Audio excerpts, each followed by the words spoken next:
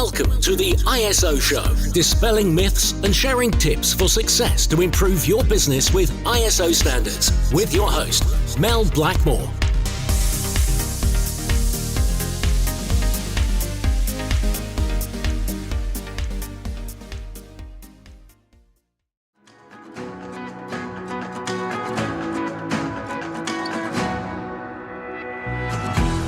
If you're listening to this podcast, then you're in great company.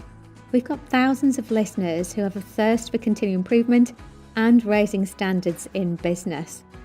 Whether your interest is in quality, sustainability, or risk standards, I'd love to welcome you as a member to our online platform for all things ISO, the ISOlogy Hub.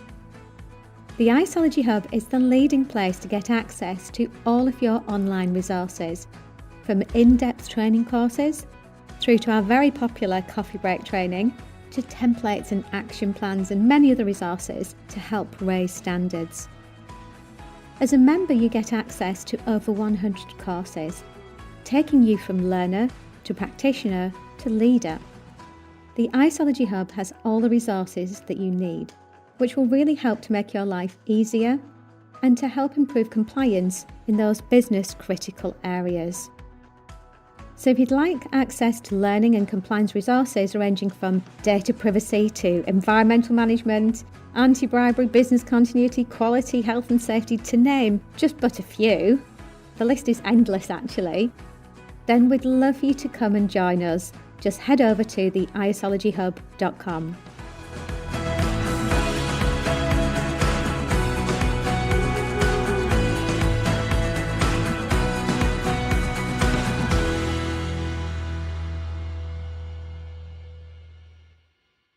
Hi and welcome back to the ISO Show. Thanks very much for joining me, and hopefully you've also listened to the recent episodes where we've covered the topic of greenwashing, both the rise of greenwashing and the 7 shades of greenwashing.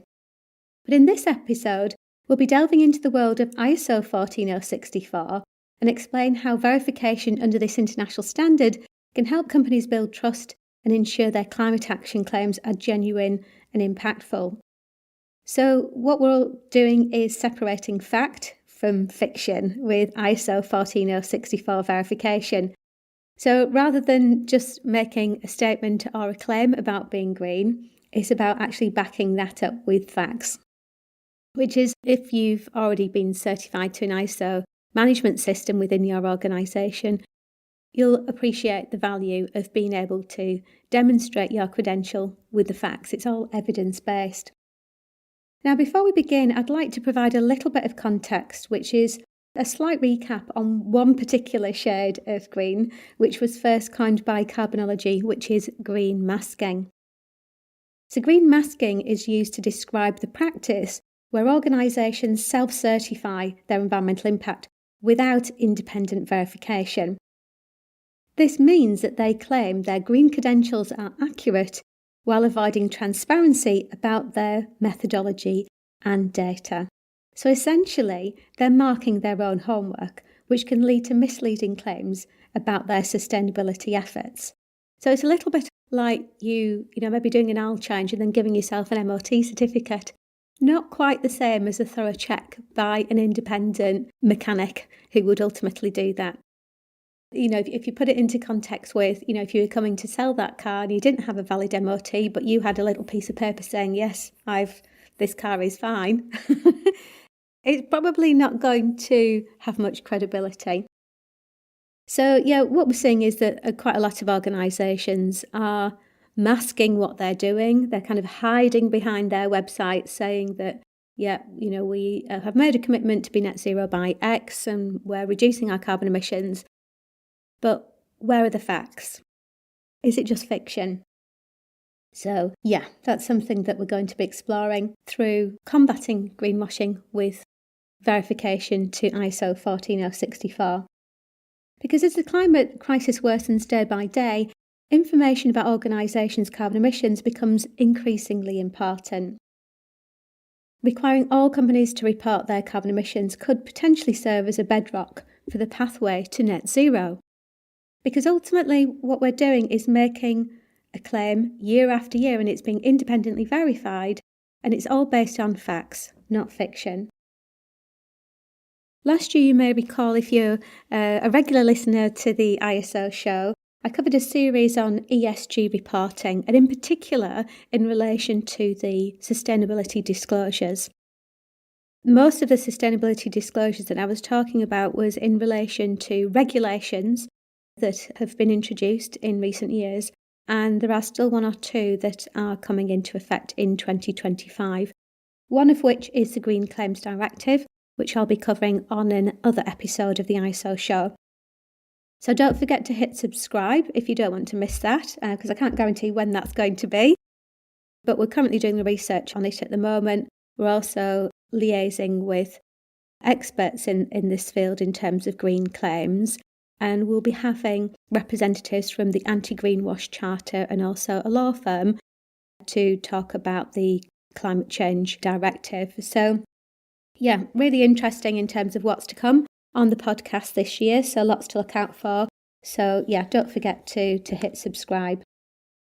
Also, whilst you're there, if you don't mind, leave a really nice review because if you listen to other podcasts, you'll hear quite often that the reviews do actually make a massive difference in terms of getting the podcast out to a wider audience. And sorry, I'm going off on a tangent now, but we recently looked at the stats for 2024, and it was amazing the breadth and depth of listeners that we have in terms of the countries and that sort of thing that people listen into. So yeah, really, really interesting. So yeah, don't forget to leave us with a review so that we can reach a wider audience. Anyway, back to the subject of separating fact from fiction with ISO 14064 verification. So with transparency around ESG initiatives increasingly becoming important, ultimately businesses need to be able to objectively and accurately measure and report on their carbon footprints. So stakeholders, as you probably find, are now starting to ask questions about your greenhouse gas emissions. So whether that's a statement, whether that's through independent verification, we know that the question is being asked more and more now. So due to the increased demand for organisations to determine and establish their greenhouse gas emissions data, prove their progress towards net zero, independent third-party verification can help to provide credibility that your carbon footprint claims are accurate and compliant with major greenhouse gas reporting standards. So the main one that we'll be covering today is ISO 14064, but of course there is the Greenhouse Gas Protocol as well. Last year I did cover a podcast. If this is an area that you're interested in looking at the difference between those two podcasts, I did compare and contrast the two standards. So please check that one out. But the main difference in terms of verification for 14064 and the Greenhouse Gas Protocol is that Part 3 is the verification part of the standard. So ISO 14064 Part 1 is a specification for greenhouse gas emissions reporting, and Part 3 is basically the specification for verifying that, which the Greenhouse Gas Protocol lacks, which is why it's not a recognised standard for CDP. That's the Carbon Disclosure Project, for those of you that haven't heard of that, where thousands of businesses are publicly disclosing their emissions.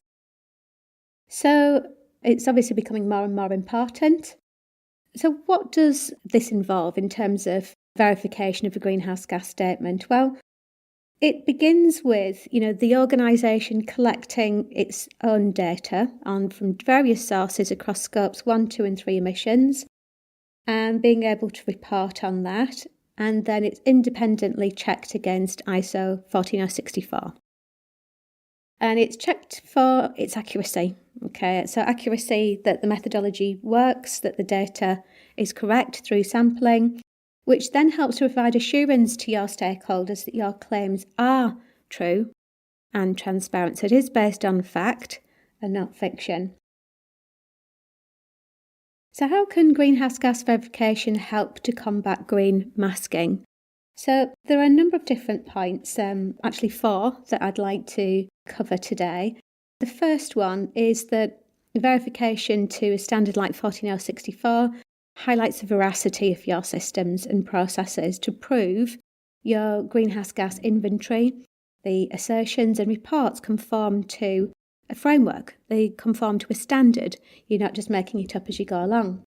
And that they're actually free from errors, omissions, or misstatements. So this is helping to demonstrate the integrity of your greenhouse gas reporting. So an organisation, for example, wouldn't do their own financial reporting. They would have processes for invoicing, accounts payable, etc., and do management accounts. But it would be an independent chartered accountant that would be checking the figures, dotting the I's and crossing the T's. And that's no different to independent verification. And if you're green masking, you're basically hiding from that. So the second point here is that it helps to demonstrate proof of progress towards net zero. We can't manage what we can't measure, so we need to be able to measure our carbon footprint in order to be able to manage it, to then be able to say that yes, we are actually on track with our reductions towards net zero. So without that annual claim and verification year on year, we're none the wiser. And the third point is that verification against 14064 provides assurance that your declarations have actually achieved the projected emission reductions that you claim that you've set out to do. Okay, so it's one thing setting a target, it's another one being able to then prove it, again, year on year. So this goes back to that annual cycle. I think a lot of people think that carbon reporting is a one-off thing. It's not. This climate emergency isn't going away, and we've got a lot to do before 2050. And if we don't focus on that year on year, then we're not going to get there. So last but definitely not least, I feel as though I've been going on a bit of a rant here in relation to verification, but you can probably see that I'm trying to prove a point here, and I guess that's one of my jobs here at Carbonology as well as the podcaster on the ISO show. But it's about demonstrating compliance as well. So I mentioned about the ESG mandatory regulations, but there's also voluntary reporting requirements as well that a lot of businesses are doing, let's say for EcoVadis. And all of these things are brilliant because they also help towards contributing towards the Sustainable Development Goals. And verification to 14064 ticks off the box for the SDG for Goal 9 and also Goal 13. So just to end then, in terms of if you're thinking, okay, yeah, I'd like to look into verification in more detail, one of the first things that you need to do is have a look at who's doing your reporting within your organisation. Are you using any particular framework? If not, then you might want to mention about ISO 14064 as a framework, and also to look to see what the appetite is for verification, both internally and also externally with your stakeholders. So if you'd like to discuss that in further detail, find out more about verification in the process, then feel free to go over to www.carbonologyhub.com, where you'll find a wealth of information, and also you'll be able to get access to downloads like the 7 Shades of Greenwashing, and we'll also be publishing a guide on the new Green Claims Directive that'll be coming out in the next couple of months. So thank you very much for joining me today. I hope that's been informative for you. So thanks very much for listening, and stay tuned for more insights on raising standards on the next episode of the ISO show.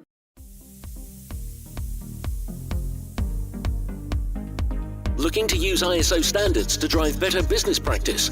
Contact us at blackmoresuk.com to access further information and book your free 15-minute call.